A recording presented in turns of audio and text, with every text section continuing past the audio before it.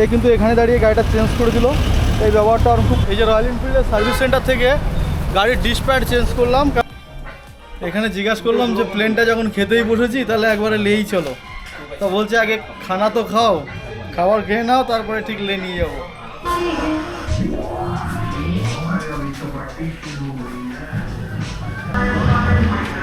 আমরা কিন্তু প্লেনের মধ্যে বসে খাবো।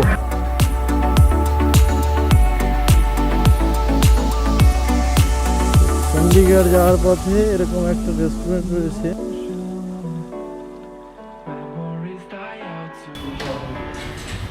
Good morning guys from Noida. আজকের আমাদের লাদাখ রাইডের চতুর্থ দিন।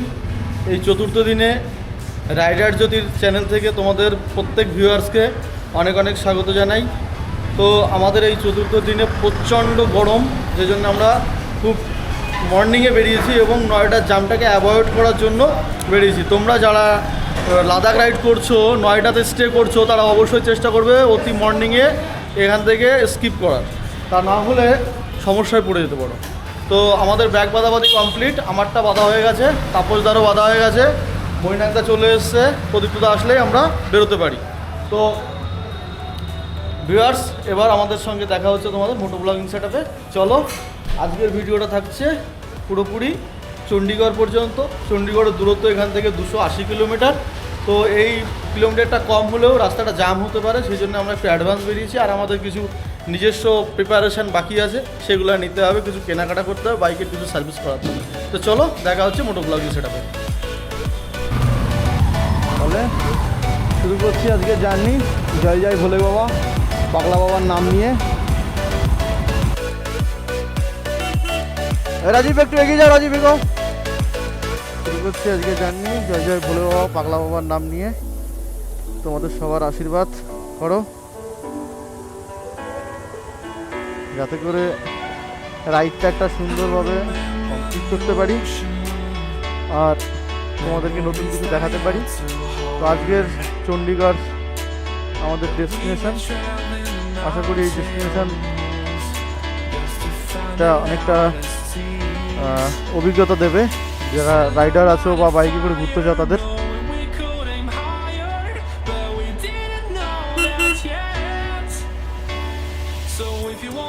তো চলো, রাস্তায় এবার কথা হবে। পথই বলে পথের কথা, দাঁড়িয়ে দাঁড়িয়ে তোর সাথে কথা বলে। Bye bye Noida. নয়ডার বিলাসিতার হাতছানি আমাদেরকে বেশিক্ষণ আটকে রাখতে পারিনি। আমরা বেরিয়েই পড়লাম সেই লাদাখের পাহাড়ের সৌন্দর্য নিতে। প্রকৃতির প্রেমে ছুটে যাই বারবার। বিলাসিতার বড় বড় ইমারত আমাদেরকে আটকে রাখতে পারে না।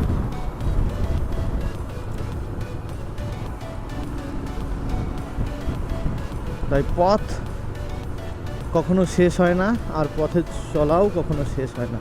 তাই তো রোজ রোজ বেরোই, আর তোমরা বলো এত কোথায় ঘুরে বেড়াও। একবার সঙ্গেই আসো, দেখো এই পৃথিবীতে দেখার জিনিসের কোনো শেষ নেই। আমরা যত দেখি ততই দেখতে ইচ্ছা করে, ততই দেখতে ইচ্ছা করে। আসলে পৃথিবীটা এত সুন্দর না, এর একবার দেখে তো সেটা হয়ই না, তো আমরা পারিও না রিপিট করতে। যেটা দেখি সেটা দেখেই কাজ চলে যায়। এটাতে আবার কি নিচ্ছে, ভুসি মাল নিচ্ছে, দেখো কিভাবে।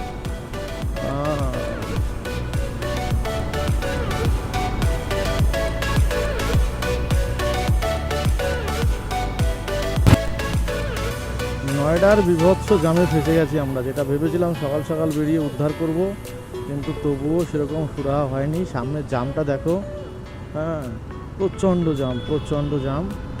তো মোটামুটি একটু বড় রাস্তা পেলাম, এবার আমাদেরকে সেভাবে ভাগাতে হবে গাড়ি, নইলে কিন্তু এই জামে আটকে গেলে জীবন জি বাংলা না জয় বাংলা হবে বুঝতে পারছি না। চলে গেল দিল্লি, আমরা নিচ্ছি বাঁ দিকে আনন্দ বিহার। ডান দিকে দিল্লি ভুল করেও নিও না, দিল্লিতে ঢুকে গেলে আর মানালি পৌঁছানো হবে না।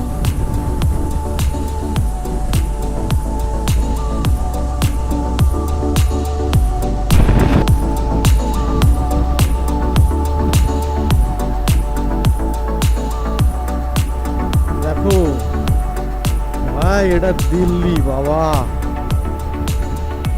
চারিদিকে শুধু রাস্তা আর রাস্তা। ভাগ্যিস গুগল মাতার আশীর্বাদ ছিল, তা না হলে আমাদের বোধহয় আর এই রাস্তা জিজ্ঞাসা করতে করতে একটা দিন পেরিয়ে যেত।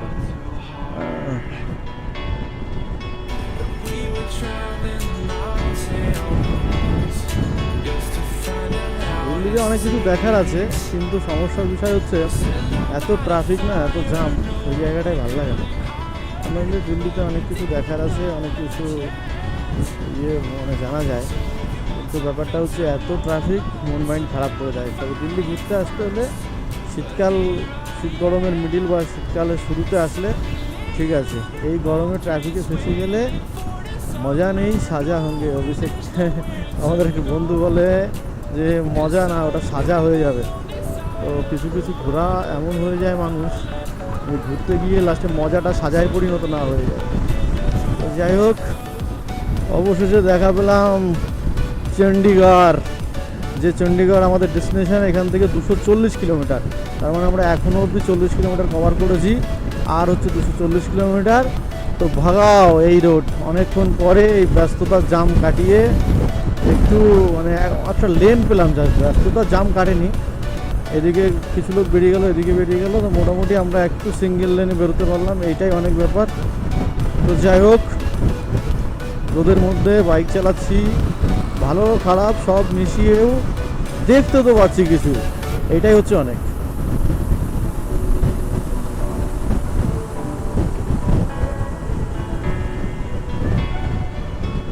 গিয়ে দাঁড়িয়ে থাকতে থাকতে একটা সুন্দর জিনিস চোখে পড়লো, পতাকাটা দেখো। দিল্লির বুকে এরকম পতাকা বহুত জায়গা আছে, যেটা আমি এই স্ট্রিটে সব থেকে ভালো লাগলো যে এরকম পতাকা প্রচুর জায়গায় আছে, এরকম উঠছে। সেটা সত্যি খুব ভালো লাগে। ইন্ডিয়ান পতাকা যেভাবেই দেখি না কেন খুব ভালো লাগে। তো দিল্লিতে এসে আমি এটা সব থেকে বেশি দেখেছি। আর একটা জিনিস, সেটা হচ্ছে এতক্ষণ অবধি 3টে স্টেট ঘুরে ফেললাম, তার মধ্যে শুধুমাত্র পশ্চিমবঙ্গেই দেখেছি ঝান্ডার ছড়াছড়ি আর নেতা নেতৃত্বের ছবি প্রচুর, যেখানে সেখানে ছবি। আমার ভিডিওতেও তোমরা দেখতে পাবে, আমি মিথ্যা কথা বলছি কিনা।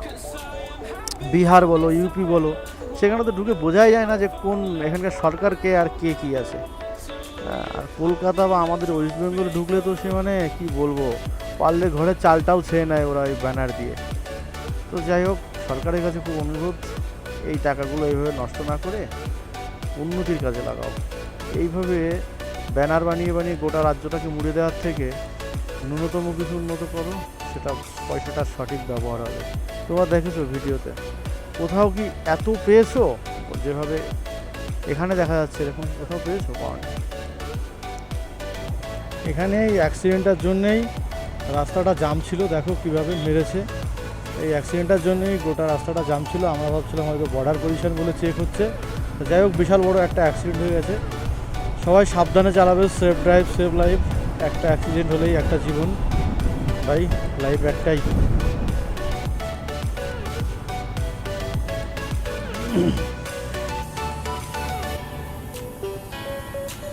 গেলো কেন? হেলিকপ্টারওয়ালা হোটেলে খাবে, চলো ঘোরাও। তাপসদার মুড হয়েছে হেলিকপ্টার হোটেলে খাবে।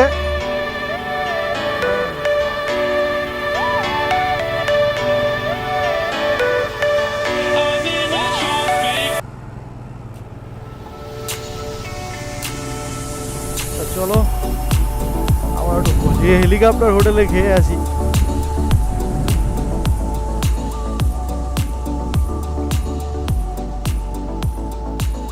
এই দেখো এখানে কি করেছে, গোটা হেলিকপ্টারটাকে একটা রেস্টুরেন্ট বানিয়ে দিয়েছে। আরে বিশাল ব্যাপার।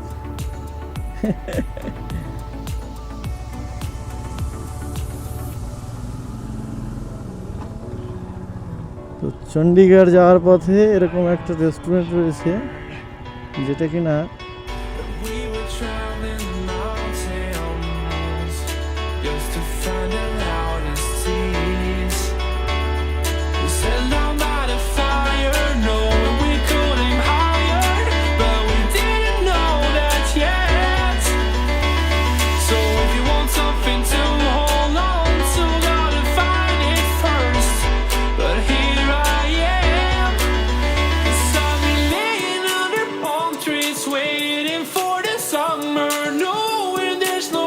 to go.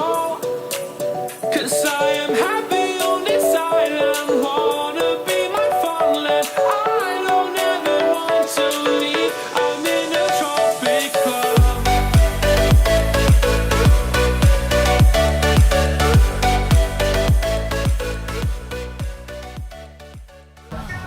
এই হচ্ছে প্লেনের মধ্যে ডাইনিং হল খুব সুন্দর লাগছে। বাবু তোমার নাম क्या है? क्या खा रहे तुम? এখানে জিজ্ঞাসা করলাম যে প্লেনটা যখন খেতেই বসেছি তাহলে একবারে লেই চলো, তো বলছে আগে খানা তো খাও, খাবার খেয়ে নাও তারপরে ঠিক লে নিয়ে যাবো।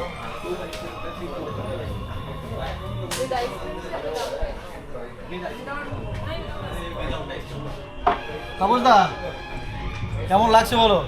আমার তো দুর্দান্ত গাড়িটা, বলো এই রাস্তায় এসে পোষানো কি পোষানো? হ্যাঁ এইটা আমার কাছে একটা ইয়ে লাগলো। তো এতদিন ধরে লোকের ব্লগে দেখেই এসছি। না, এর উপর আমি আলাদা একটা ভিডিও বানাবো।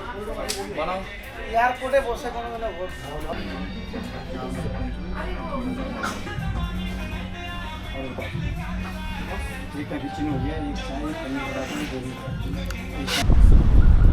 দিল্লি থেকে চণ্ডীগড় যাওয়ার রাস্তায় ঠিক এরকম একটা রেস্টুরেন্ট পড়বে, প্লেন রেস্টুরেন্ট। এরকম রেস্টুরেন্ট, এই প্লেনের মধ্যে হচ্ছে রেস্টুরেন্ট। এরা অ্যাকচুয়ালি যেসব প্লেনগুলো পুরনো হয়ে যায় আর চলে না সেটাকে কিনে নিয়ে এসে এরকম একটা রেস্টুরেন্ট করে। তো এখানে খাওয়া দাওয়া করতে ঢুকেছিলাম চণ্ডীগড় যেতে গিয়ে। খুব দারুণ, মানে খাবারের কোয়ালিটিও যেমন সুন্দর আর তেমনি হচ্ছে এখানকার প্লেনের যে স্টাফগুলো আছে এদের বিহেভিয়ার। জায়গাটার নাম হচ্ছে হাওয়াই আড্ডা, চণ্ডীগড় রোডে যেতে পড়ে। এখান থেকে আমবালা সান্তত 15 কিলোমিটার, বাকি দুটো করতে পারলাম না বাইকের ওভার স্পিডের জন্য। তো যাই হোক, চলে যাচ্ছি চণ্ডীগড়, তারপর আস্তে আস্তে পৌঁছে যাব লাদাখ। স্বপ্নের রাইড। চলে গেছো তাতে কি, ভালোবেসে মরেছি, তুমি আছো হৃদয়ের আয়নায়, লোকে আমার সুধায়, মানুষ কেন গাঁজা খায় বলো না। হা হা হা, চলে গেছো তাতে কি, ভালোবেসে মরেছি, তুমি আছো হৃদয়ের আয়নায়, লোকে আমার সুধায়, মানুষ কেন গাঁজা খায় বলো না। এতক্ষণ তাপস দ্বারা আমার পিছনে পড়ে গেছিল, তো ওরা এতক্ষণে আমার কাছে আসলো। আমি একটু রাস্তায় দাঁড়িয়ে রেস্ট করছিলাম। অবশেষে আবার তিনজন এক জায়গায় হলাম। পিছনে আছে প্রদীপ্ত আর মৈনাকদা। তো যাই হোক, এখন আমার বাইকের একটা ছোট্ট সমস্যা হয়েছে, আমার ডিস্ক প্যাডটা একটু ক্ষয়ে গেছে। তো সেটার জন্য আমি চণ্ডীগড় যে রয়্যাল এনফিল্ডের সার্ভিস সেন্টার আছে ওইখানে একটু ঢুকবো। ওটা এখান থেকে 42 কিলোমিটার দেখাচ্ছে, ওইখানে একটু ঢুকবো, ঢুকে আমি ওইটা ঠিক করিয়ে নেবো। কেননা বাইক সবসময় ওকে রাখতে হবে রাইডে গেলে, তা না হলে রিস্ক নিয়ে লাভ নেই আর কি। ঠিক আছে, তা চলো দেখি রয়্যাল এনফিল্ডের সার্ভিস সেন্টার কী বলছে। আর তাপসদার গাড়িতে একটু হালকা খটখট আওয়াজ হচ্ছে, ওইটা একটু ঠিক করিয়ে নেবো।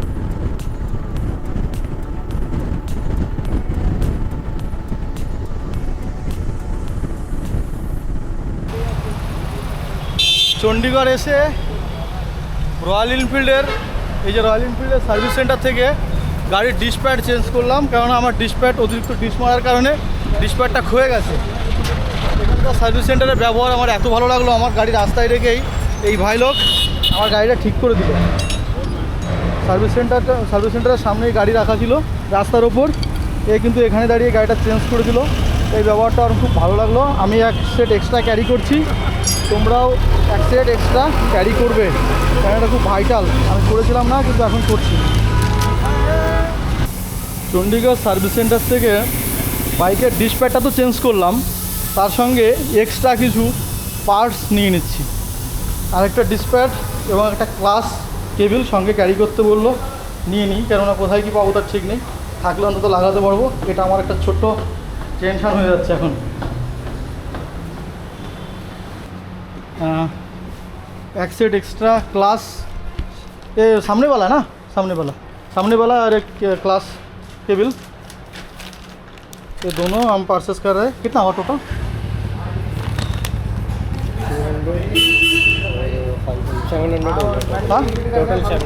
700 वो मिलाकर। Good morning from Chandigarh. কালকে ভিডিও করতে করতে হঠাৎ করে বন্ধ করে দেওয়া হলো, কারণ এই পার্সেল যে বাইকের সার্ভিস সেন্টার থেকে কাজটা করানোর পর আমরা ঠিক করলাম পাশেরই একটা হোটেলে থেকে যাব। তো হচ্ছে চণ্ডীগড়ের একটা হোটেল, যেটা আমাদেরকে পড়েছে পার হেড 500 টাকা করে খাওয়া দাওয়া এক্সট্রা।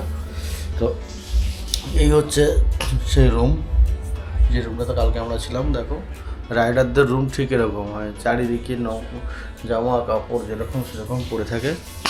দেখিয়ে দিই, দেখো এগুলো হচ্ছে আমার লাগেজ পত্র, আর চারিদিকে এরকম লাগেজ ছড়ানো সেটানো রয়েছে। তার মধ্যে দিয়ে আমাদের ঘুম, মাঝখানে কম্বল গায়ে ঘুমিয়েছিলাম। তো যাই হোক, এখন আজকে বেরোবো চণ্ডীগড়। তো এটা হচ্ছে 5ম দিনের ভিডিও হবে, মানে যেটা হবে কালকে, মানে এর পরের ভিডিওটা 5ম দিনের ভিডিও হবে। 4র্থ দিনের ভিডিও এখানেই শেষ করছি।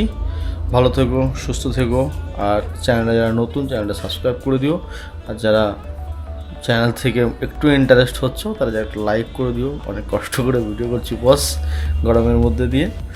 ঠিক আছে, চলো টাটা।